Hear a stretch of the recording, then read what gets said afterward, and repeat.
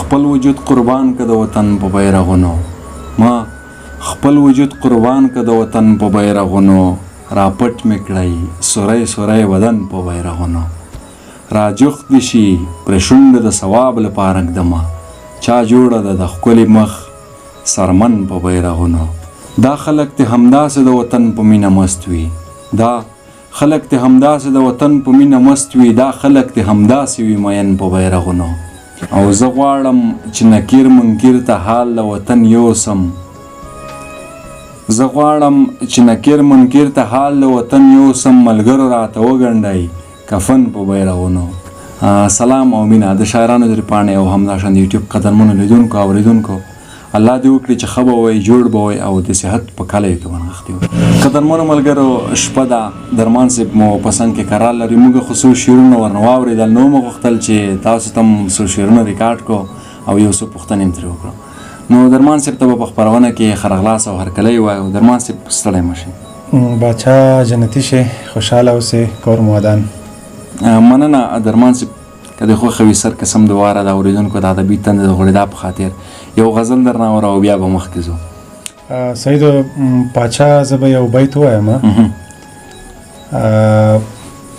د هر یو ټکي له ادا نه وروسته وخندېږه د هر یو ټکي له ادا نه وروسته وخندېږه کندارۍ پیغلې په خوستۍ لهجه راوغږېږه نو اول به دا وایم چې نن په دې مرکه کې تاسو په اجازه زه په خپله خوستۍ ژبه غږېږم مننه درمان صاحب یو غزل به زه تاسو ته وایم خو یو خبره مخکې د مرکې په سر کې کم نن چې کوم غزل زه ته وایم دا بغیر ایمونه او د تقدیر نه او د تو نه بل چا نه دی اورېدلی دا بلا خوند وکړي څه وخت مې هغه د هغه خبره چې دا شعرونه یې ځان سره سیو کړي دي دلته چې نه مې زړه مې نه پکېږي داسې بخیل شوی یم کله چې بس نو درمان صاحب ما هم چل در سره وکړه که نه نو هغه ځای کې دې نه راته ویل کمره مې درپسې راواخېسته باچا ته امر نه شم وتولی ته موږ ته ګران یې نو نن سبا چې ښه ټپه پیدا کړم او شعر ولیکم ځان ته کېږدم زړه مې نه پکېږي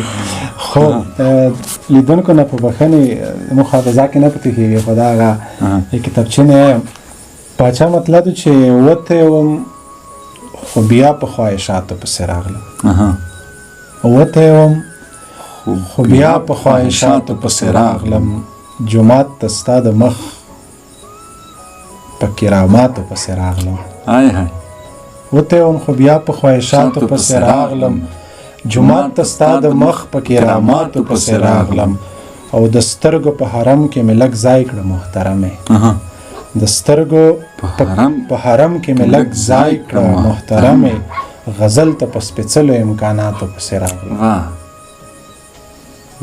او دا بیت په لږه هغه کې وایم چې نه لرې دا ښکلا خو زه له خټو جوړوای شم نه لرې دا ښکلا خو زه له خټو جوړوای شم نه لرې زه په څومره تشریفاتو پسې راغلم درمان صاحب دا باید بیا ورو دا هغه د هغه دپاره شاید چا ته به نه خو ځینو ته شاید ډېر جالب وي دا نه لرې دا ښکلا خو زه له خټو جوړوای شم نه لرې زه په څومره تشریفاتو پسې راغلم او د رجار د هندو لورې څه کانې دې په ما وکړې د رجار د هندو لورې سکانې دې په ما وکړې مندر ته دې په ماتو حرکاتو پسې راغلم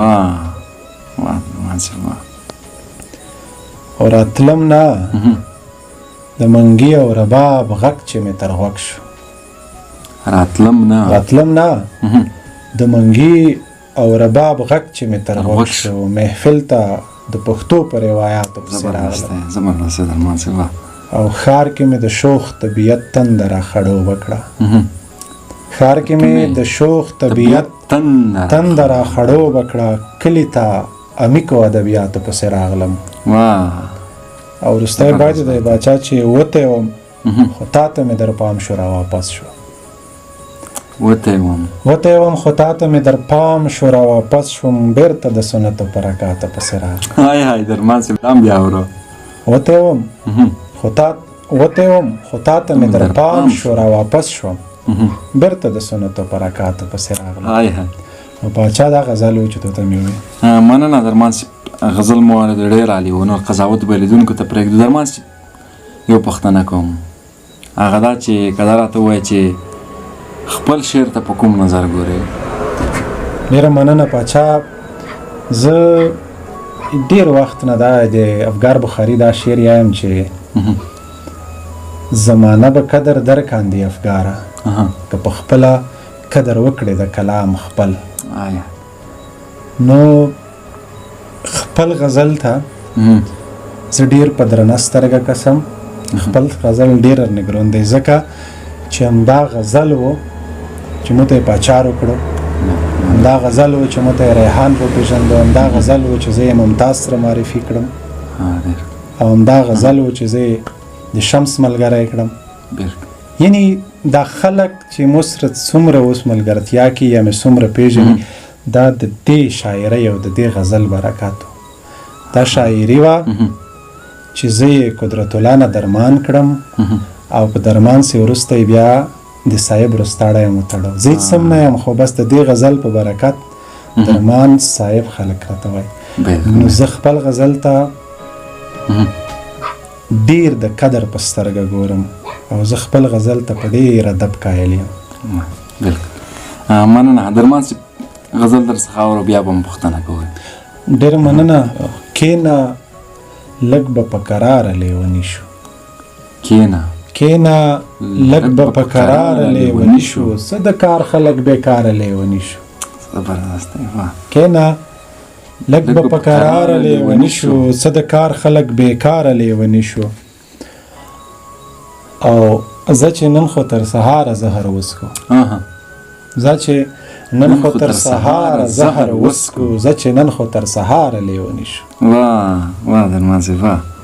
لیونو سره رښتیا که حساب نه وي، بیا به موږ پروردګاره لیوني شو. واه درمان صاحب، دا بیا وره. لیونو سره رښتیا که حساب نه وي، بیا به موږ پروردګاره لیوني شو. او یوه واده خو چېرته وپله سړیه، یوه واده خو چېرته وپله سړیه، هسې نه له انتظاره لیوني شو. زبردست دی. یوه واده خو چېرته وپله سړیه، هسې نه له انتظاره لیوني شو.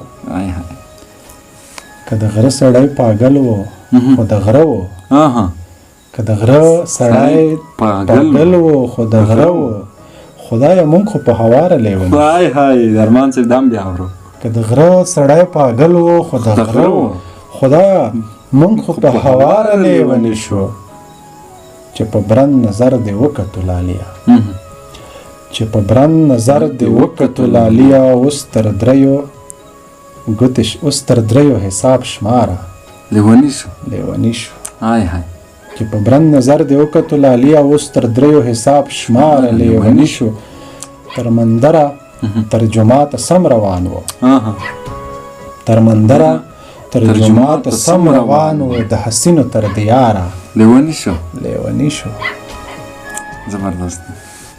او پاچا د تړلی وایم تا په خندا راولو لاليه، وایم تا په خندا راولو لاليه، په محفل کې ستا لپاره لیوني. زبردست درمان صاحب، دا بیا ورو. وایم تا په خندا راولو لاليه، په محفل کې ستا لپاره لیوني شو. زبردست دی. او خوله در جار شه خدا شپه دې نیمایي شي، خوله در جار شه خدا شپه دې نیمایي شي، کېنه لږ دې خو د زاره لیوني شو. او وروستی بیت دی چې په مونږ څه شوي درمانه، خو بس دومره، په مونږ څه شوي درمانه، خو بس دومره، ستا د کور کلي په لاره لیوني شو. زبردست درمان صاحب. یوه واده خو چېرته وپله سړیه، هسې نه له انتظاره لیوني شو. کېنه لږ به په کراره لیوني شو، څه د کار خلک بېکاره لیوني شو. زبردست. ډېره مننه پاچا. مننه درمان صاحب، ډېر زبردست غزل، زیات خوند به در واخیست. درمان صاحب یو پوښتنه کوم، بیا به م غزل اورو، بیا به م پوښتنه کوم. شپه خاصه مو اوږده ده. خوښه مې ده. درمان صاحب که دا راته ووایې چې ولې هر شاعر مین وي او هر مین شاعر نه وي؟ پاچا فکر کوم رحمان بابا باید ته چې دا دستور دی چې له درد زګیروای خیږي کني سو د رحمان د شاعره دا صحیح خبره ده مت شاعري پیل کړي د تقریبا د 13 کوله دغه ټاګر کې روان یم دا خبره مې مشرانو مریدلې دو کتابو کې ملوست چې هر مین شاعر کېدلی نشي خو هر شاعر چې دی هغه مین دی دې ته استادانو مشهورونه بېلابېل شاید ځوابونه لیکلي وي خو زه یې نه تېرېږم یو سودا مثال یو ډېر سودا په عامه سودا ټکو کې یو مثال درته یم چې مثلا دا دسمال دی یا په اصطلاح موږ خو ستایلی جانې چې کتره ده دا 2 کترې رخلو په اوبې ډیبه و کله چې په اوبې ډیبه کې دا میین شي لکه میین مثال ورکو دا کې اوبه پوتې کېږي په دوړه کې خو که کیمه وه بیا توب کو وینښته زو فشار پر ورغې نه اوبه څڅېږي نه اوبه موږ بیا هم څڅولی شو زه فکر کوم هر هغه میین چې لږ داسې ونښتېدلی شي درد په تېر شي هغه به ځین شاعر کېدلی شي نور داسې کوم زه منطقي یا ځواب نه لرم د پښتنې ډېر ښه فکر کوم دا هغه بیت هغه دی چې دا دستور دی چې له درده زګیروای خیږي کني څه و د رحمان له شاعره یه مین خو هر څوک کېدلی چې څوک چې سالم عقل ولري هغه بې مینې نشي پوتی کېدلی که دا ډېر ځون وایي چې زه بې مینې یم خو بې مینې پوتی کې مثلا یا یوه شي نه یوه شي سره مینه لري خو چې کله یې وکړېږي ودردېږي ونښتېدلی شي هغه بیا فکر کوم کې شاعر کېږي بلکل مننه درمان صاحب زړه خو مې غواړي چې نن شپه ټولې پوښتنې درڅخه وکړم ځکه تاسو دومره خواږه مثالونه ورکوئ خو بیا هم لیدونکو ته به هم ګوره چې هغوی تنګ نشي نو درمان صاحب یو به غزل درڅخه اورو بیا به پوښتنه کوو دا خپرونه به داسې مسلسل سره بوځو ډېره مننه ښه خبره ده باچا ځکه چې بیا که ټول وغږېږو نثر شي بیا د فیسبوک کې هم تصویرونه نن ورځ کې 3 پوسټه مې نثر کړي دي او 2 بیتونه مې شعر پوسټ کړی دی هغه شعر دومره لیدونکي لري چې هغه درېیو نثر د درېیو لیدونکي چې جامع کې بیا هغه د شعر 2 بیتونه په ډېر دي نو شعر مینوال ډېر دي اخر لږ لږ خبرې مو کو دوی د حوصله کیر سره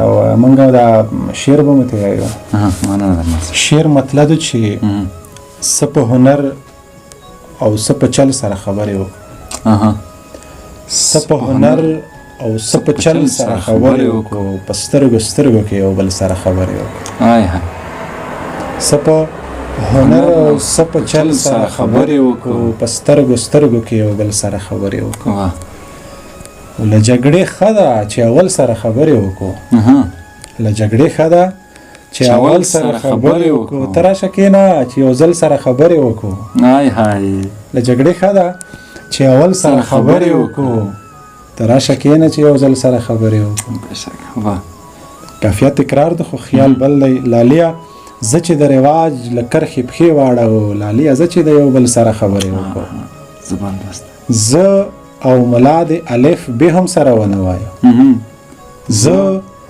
او ملا د الف ب هم سره ونه وایو زه او جانان د مسلسل سره خبرې وکړو واه درمان صاحب واه زه او ملا د الف ب هم سره ونه وایو زه او جانان د مسلسل سره خبرې وکړو شاعري څنګه کړو له کومه یې کړو څه ووایو شاعري څنګه کړو له کومه یې کړو څه ووایم ستا د خواره واره وربل سره خبرې وکړو شاعري څنګه کړو له کومه یې کړو څه ووایم ستا د خواره واره وربل سره خبرې وکړو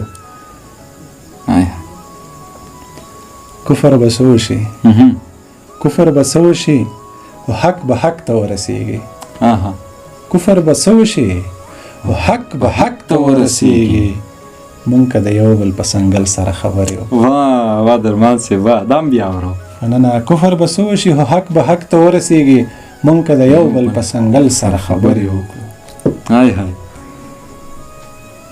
ملا صاحب ستا مسلې مې هم بلا واورېدې ملا صاحب ستا مسلې مې هم بلا واورېدې راځه چې لږ خو په غزل سره خبرې وکړو درمان صاحب ملا صاحب ستا مسلې مې هم بلا واورېدې راځه چې لږ خو په غزل سره خبرې وکړو څه په هنر او څه په چل سره خبرې وکړو په سترګو کې یو بل سره خبرې وکړو باچا دا غزل و هیله ده چې خوښ دی مننه درمان صاحب ډېر عالي و درمان صاحب یو بله پوښتنه هم کوم هغه دا چې که دا راته ووایي چې کوم وخت کې ډېر ښه شعر لیکلی شي؟ په کوم وخت کې ښه شعر لیکلی شم؟ پاچا وخت نشم مشخص کولی چې زه په دا وخت کې یا په غرمه کې یا په ګیز کې یا په ماښام کې. کله کله داسې وشي چې تو ته پاته ده چې ملګري م نو په بانډار کې کله کله تنها هم شعر لیکم، کله کله په بانډار کې ځینې ملګري دا چې زه چې ګوښی وم بیا ښه شعر لیکم. خو زه کله کله په بانډار کې د ملګرو په بانډار کې یو داسې طبیعت په مور وشي چې د ټول نه ځون تر ټول شم. کله چې د ټول جهان نه د ټول طبیعت نه زه په خپل ځون کې ټول شم، زه خپل ځون نه هم نه خبر وم. په دغه وخت کې بیا مونه شعر لیکلی کېږي. او بل کله چې شعر لیکم هغې نه یوه ورځ دوې ورځې مخکې یا نیمه ورځ مخکې حد اقل یو ډول خفګان په مو وي، زړه مې خفه وي، داسې لکه چې چېرنه ورک وي. کله چې شعر ولیکم زړه ته مې سکون حاصل شي لکه چې مې چې پیدا کړي وي. خو بیا هغه وخت چې کله یې ښه بازوکه ملګري ته وایه وای دې بازوکه ملګري هغه چې شعر نه پوهېږي یا ښه شعر انتخاب کړلی شي هغه یې خوښ هم کړي، بیا نو مو ته ډېر خوشحالي ډېر سکون میلوي. مننه درمان صاحب، ډېره مننه. غزل به درنه واورو. بل غزل هم اورو. بېکاره ده منمه یې په کار کړه خاموشي. بېکاره ده بېکاره ده منمه یې په کار کړه خاموشي، چې نه پوهېږې غلی شه اختیار کړه خاموشي.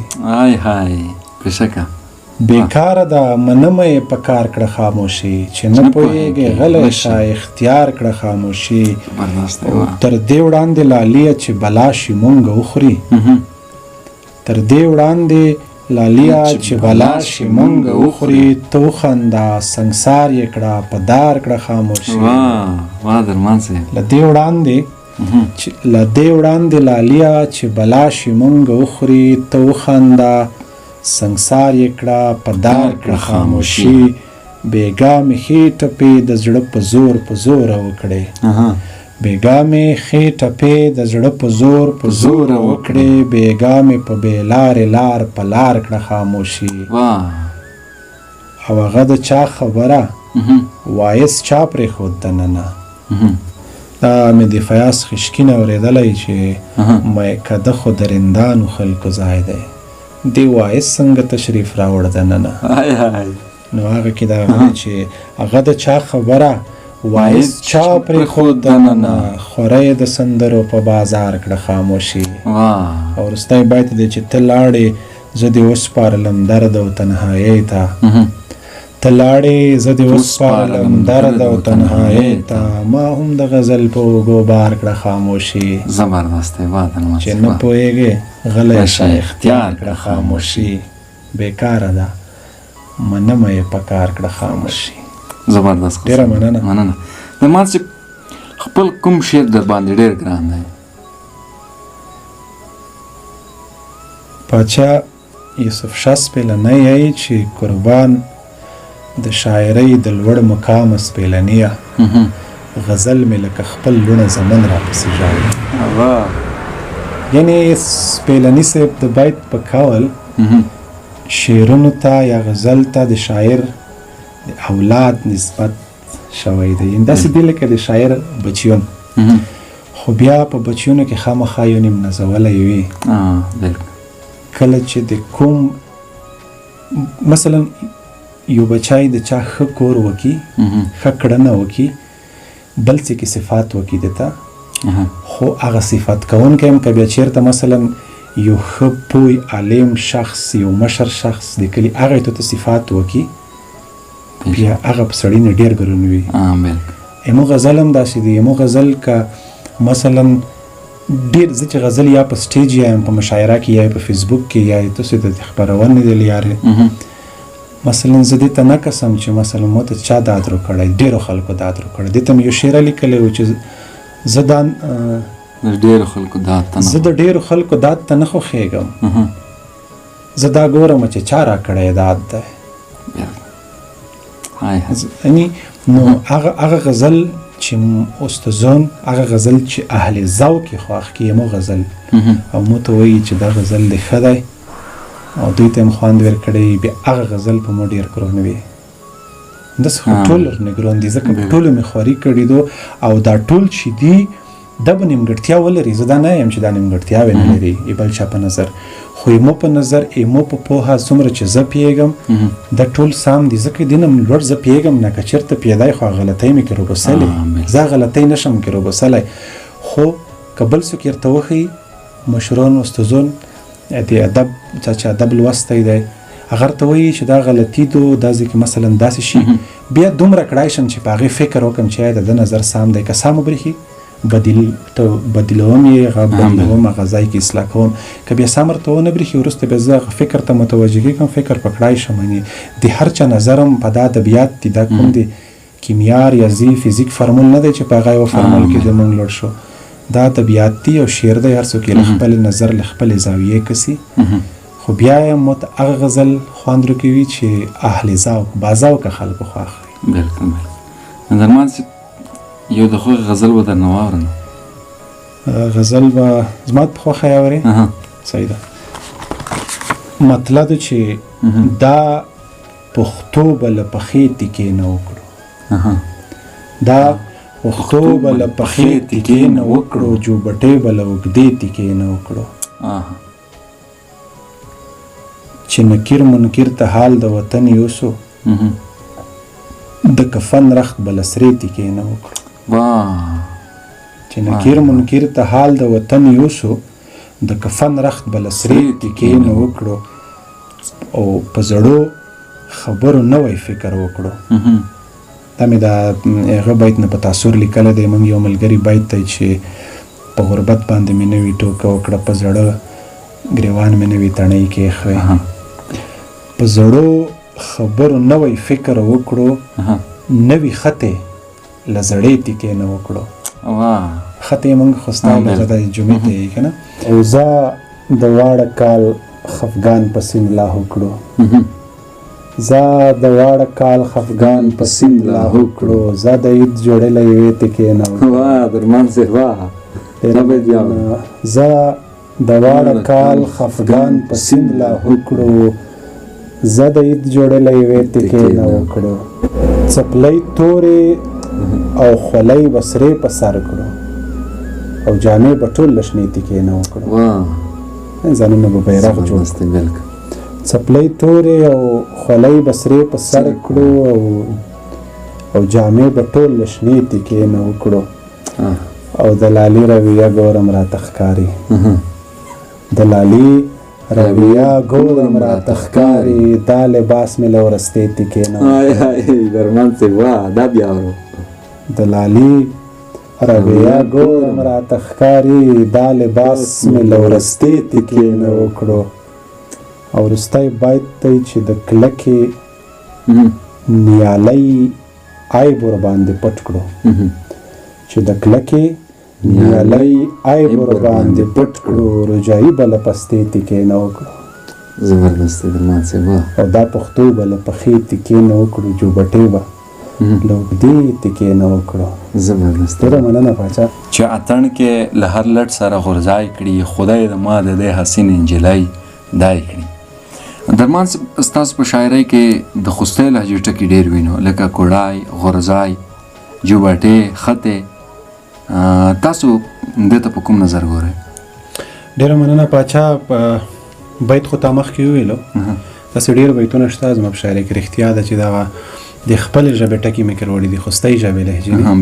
ډېر مخکې چې کله مې په 2010 کې فکر کوم اول کتاب چاپولو، خو ته زما په یاد یې. په هغې نه موږ ملګري عبدالله صادق لیکنه کړې وه. هغې دا وویل په خپله لیکنه کې دا ویلي چې که چېرته داسې ټکي وي، موږ په خصوصا په پکتیا کې، په خوست کې، پکتیکا کې دا کې داسې ټکي لرو چې هغه زه فکر کوم سوچا پښتو ټکي دي. نو که دغه ټکي د پښتو ژبې تر وشي، پښتو دومره غني ژبه نه ده، دا ژبه به لږه ورسره غني شي. خو په کور دا ده چې په هغه ټکي نه چې څوک د نورو ولایتو خلک یا د کوزه پښتونخوا خلک، پښتانه خو اوس نن څه ماشاءالله په ټوله دنیا کې دي، دا که نه پوهېږي د هغې دپاره یې که لږ وضاحت وشي لاندې، دا ښه خبره ده. زه اکثره داسې کوم. مثلا په یو عادي ټکی خوستی ټکی زه دې ته یم جارو. جارو اوس دا د پرسي ټکی دی، په پښتو کې موږ دې ته ټکی نه لرو، خو ویل کې خوستی ژبې ټکی چېرته ورو زه فکر کوم دا به اصیل پښتو ټکی وي او پښتو ته به یو خپل ټکی په لوس ورغلی وي. جارو ته موږ ریباز یایو یا په کورو کې د کلدلې داسې د یو وړوکې غوندې کوټې غوندې شای جوړو په هغې کې بیا د منګي ګړي کېږدو هغې ته موږ بیزل یایو. بیزل دغه دا پښتو ټکی مو ته پرېښي. یا مثلا برنډه شاید پښتو وي نه پوهېږم خو دلته موږ اکثره داسې ځینې داسې برنډې وي چې پوست چات نه لري هغې ته بیا سروتره یایو. دا ټکی هم پښتو دی. نو دا که په شعر کې روړی شي فکر کوم دا ژبه به ورسره غني شي خو چې څوک یې ښه روړی شي. د مخکې باید چې تو ویلو چې په اتڼ کې له هر لټ سره غورځای کړي خدای دې ما د دې حسین نجلۍ دای کړي. غورځای خو خیر فکر کم یاریم دی غورځای نارې ته یې که نه نارې سورې چې مینګو څوک وایي که نه دای دلته خدای دې ما د دې حسین نجلۍ دای کړي. دای په پکتیا کې خوست کې پکتیا او د پکتیکا په ځینو سیمو کې په ټولو کې نه په دې کې دای مونږ دغه زنانه چې دي ښځې چې دي دا د خپل میړه یا خاوند دپاره استعمالوي. که مثلا ماشومان چې غلي کوي دای په نوم نه بیلي دا اوس خو ورې ورې دغه کېږي نو فکر کوم دا به د جهل وخت وي هم چې میړه ته په خپل نوم نه شي یلی بلکې میړه ته باید ښځه په خپل نوم غږ وکړي. بیا داسې مثلا ماشومانو ته یې چې غلی شي دای ویده دی دای نه مراد خاوند وي دای به زور ته لوړ دی دای به روشي دای به دې ووایي. نو دا ټکي دي دغه نور ټکي چې دي جوبټه څادر ته یایو موږ اوس څادر د چادر اردو ټکی دی څادر هم شاید پښتو هم یاري شوی خو په لږ توپیر خو جوبټه بیا بالکل په ډېر توپیر لکه پښتو خپل ټکی مو ته پرېښي. همداسې کوړای بیا هغه ته یې زوړم ته یو شی چې پوس کوړای کې تا ته ورته څوک په سړک ووینم نیم روان موټر نه ور کوړای شم نیم روان موټر نه لاندې ور زوړند شم. نو غورځای خطې خو ما مخکې شعر کې هم ته وایي خطې د هغه ته یایو موږ راخ جمعې ته دا کوم چې موږ غوستې دي دې ته یایو. نو زه فکر کوم نه تنها خوستی ژبې هغه که د ننګرهار دي کندهار پښتو ډېره وسیدو کندهار د ننګرهار هر څه چې پښتون دي هغه ټکي چې سوچا پښتو برېښي هغه د روړی شي شاعرۍ ته ځکه په شاعرۍ کې یوازې دا ټکي خوندي پاتې کېدای شي. نن سبا د شعر مینوال ډېر دی د نثر په نسبت په نثر کې دومره ژوندي نشي پاتې کېدای. شعر ممکن په کلونو که په لیکلو بڼه وي که په شفاهي بڼه وي دغسې په ذهن کې هم پوتې شي خلکو ته یو بل نه بل ته انتقالېږي. دا د ژبې د غني کولو لپاره یوه ښه لاره ده. مننه درمان صاحب ډېر زیاته مننه کور ودان د ښکلو معلوماتو څخه مو موږ هم ډېر څه درنه زده کړل. نو درمان صاحب په دې وروستیو کې د خوښې غزل اورم. ډېره مننه پاچا صاحب. اول خو به دا وایم چې د مو په خبرو د تو سره مرکه د شاعرانو ډېره خو ډېر خلک ګوري مشران خلک استادونه ګوري هیله ده چې ډېر ته غوسه نه شي دی بیا د درمان صاحب څه نوي فارمولې په شعر کې راوبسلې. زه خپله په دې باور یم شاعري مخکې مې وویل شاعري د کیمیا ریاضي او فزیک فارمول نه دی چې په همغه فارمول لوړ شي. که په هغه فارمول اوس موت شوی مثلا غزل کې غزل طریق داس دی چې مطلع ولري او مقطع ولري مقطع کې هغه نومر سي او د 15 نه کم نه وي تر 15 زیات نه وي. نن سبا موږ د ادبیاتو ماستر دی ماستران دي په ادبیاتو کې ماستري لري هغوی چې غزل لیکي مطلب یې ښه لري نه پاسې پې لیکلي وي چې غزل یې دا قوانین مات شوي د کیمیا او ریاضي فارمول نه دی او هر سړی کړی شي چې خپل هغه نه نظر ویر کړي خو بیا هم د مشرون خلک کسي بخښنه درته کې که په غوسه شوي وي څه ګاډ وړ غږېدلی په وروستیو کې یو غزل دا به ښه ځانګړی تو ته ډالۍ وي او غزل در ولېږمه که ټپه در ولېږم د خپلو بربادیو به حصه در ولېږم او زړه مې دی چې دا کیسه یوې خواته کړو بس دی زړه مې دی چې دا کیسه یوې خواته کړو بس دی زه وایم چې به تا پسې جرګه در ولېږم ډېر عالی دی درمان صاحب زړه مې دی چې دا کیسه یوې خواته کړو بس دی زه وایم چې به تا پسې جرګه در ولېږم او ستا عکس خو مې بله ګیلرۍ کې را پیدا که ستا عکس خو مې بله ګیلرۍ کې را پیدا که اوس خپل عکس په کومه طریقه در ولېږم درمان صاحب زبردست دی وا ستا عکس خو مې بله ګیلرۍ کې را پیدا که اوس خپل عکس په کومه طریقه در ولېږم او غواړم د دې بیت نه مخکې لږ دوې درې خبرې وکړم ما یوه ورځې د عربو نه لږ بعد وی چا ورته وویل چې مثلا د عربو نه بعد ما یې ځکه چې موږ پیغمبر هم عرب وو ما ورته چې زه د خپل پیغمبر جار شم زه هغې نه بعد نه یم که داسې کسو بیا نو نمرود او ابوجهل هم عرب وو بیا هغې ته ما دا بیت لیکلی و چې د دې ملا ایمان به په عربو هلته ګورم دا بیت نه بیا هغه خلک ښه پوهېږي څوک چې په عربو کې مسافر دي خصوصا په سعودي عرب کې د دې ملا ایمان به په عربو هلته ګورم یو ځل د سعودي ته په ویزا درولېږم چې ولته مزدران وکړي کفیل پیسې مونه ونسي بیا به د عربو اهمیت ورته معلوم شي او همغه غزل غواړي چې حیات افغان ویلی یو غزل د حیات افغان ویلی دی چې بیخي یوازې یم بیخي خراب یم همغه غزل غواړي چې حیات افغان ویلی دا واخله چې د ستړي ژوند کیسه درولېږم